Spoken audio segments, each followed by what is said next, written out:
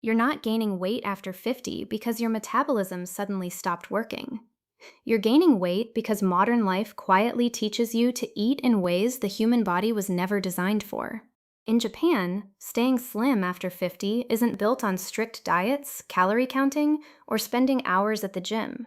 It's built by refusing to follow certain eating habits at all. Today, I'll show you 8 Japanese habits that quietly protect millions of people from middle-age weight gain.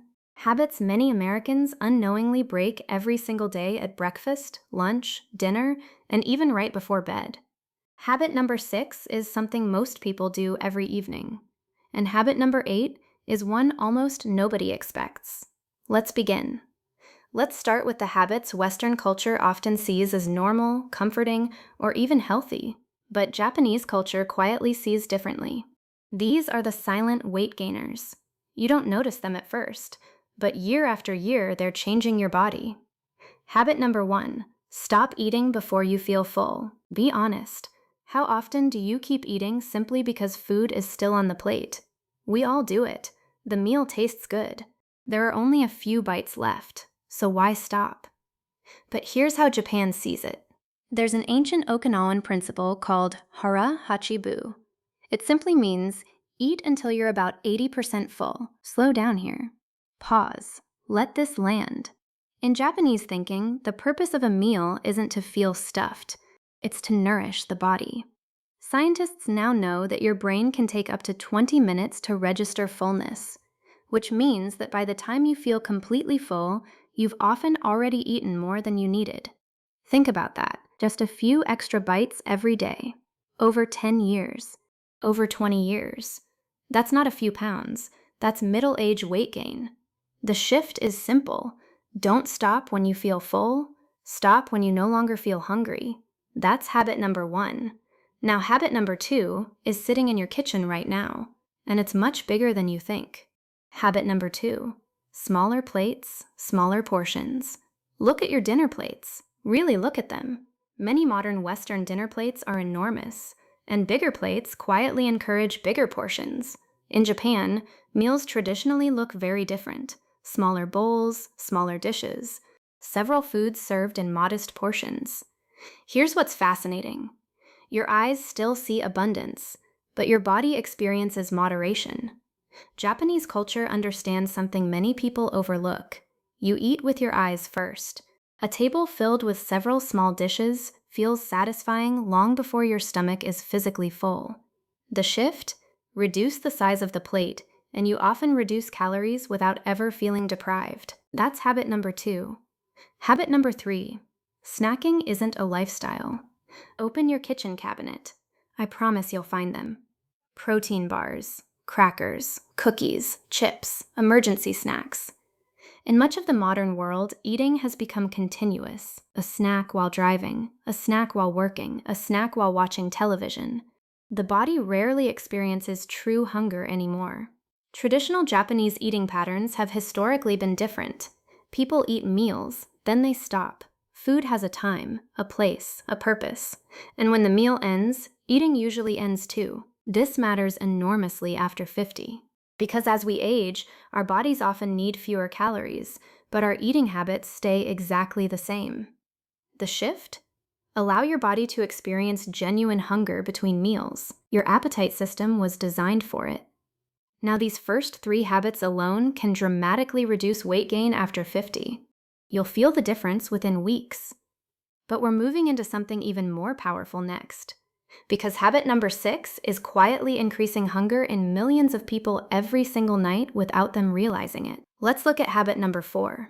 Habit number 4. Walking is built into daily life. Here's something many visitors notice almost immediately when they arrive in Japan. People walk. They walk to the train station, they walk to the store, they walk to restaurants, they walk to meet friends.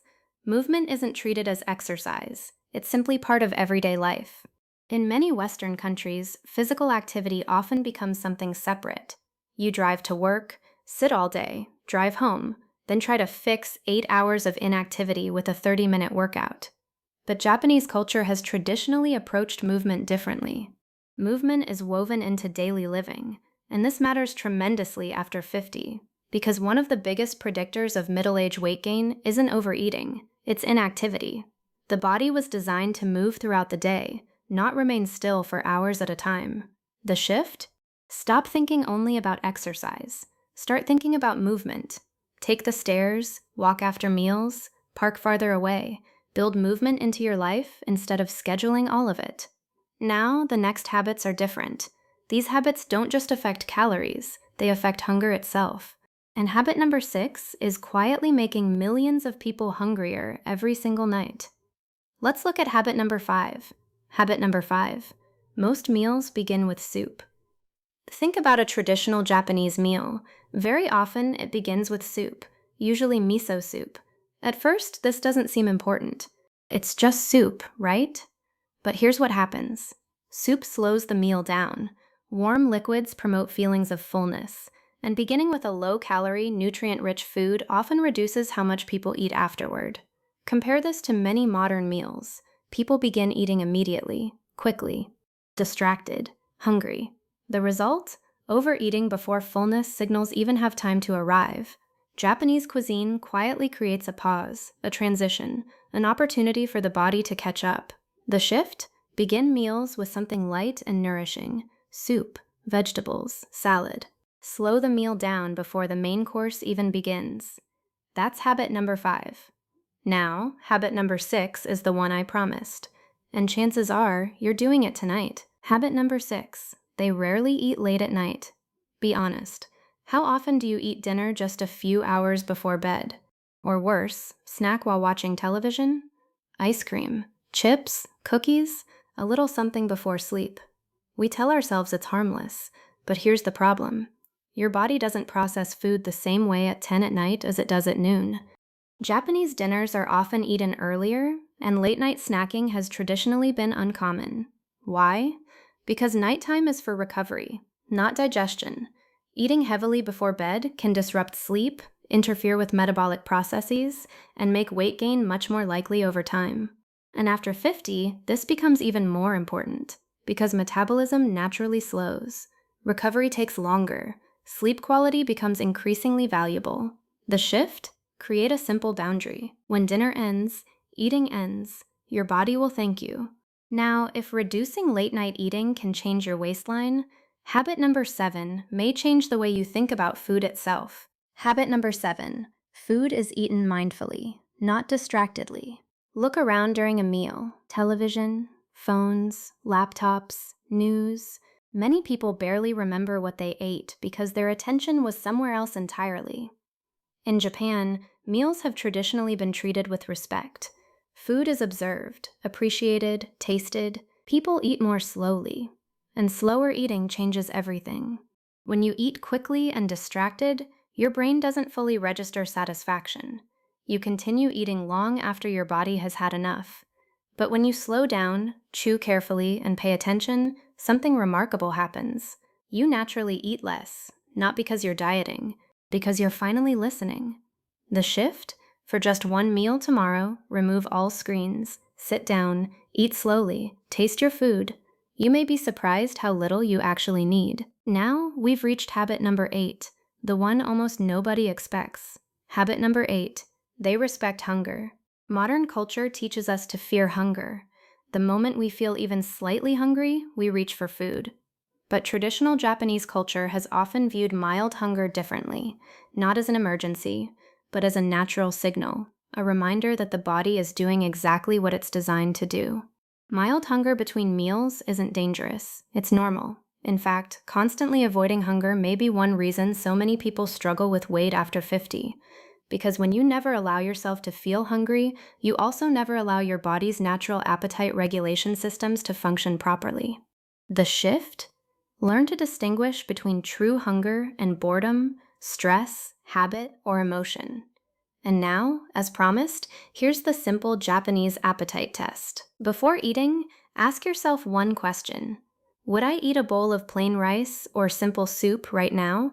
If the answer is yes, you're probably physically hungry.